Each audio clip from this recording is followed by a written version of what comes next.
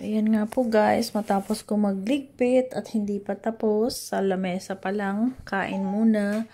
At ayan naman ang aking anak, matapos din niyang kumain. Ewan ko kung nagti-thank you ba siya o nag-whiny pa rin. Ha? Nej, nej. Det stannar där. Nej. Nej. Nej. You just ate. Let mommy eat first, okay? We go ute lite.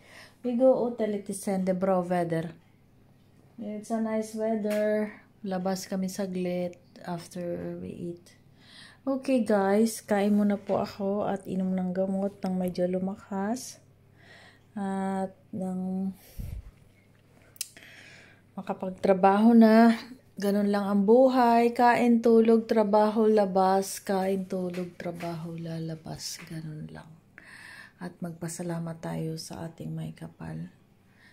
Salamat po. Bye for now. Makara. Tack så mycket.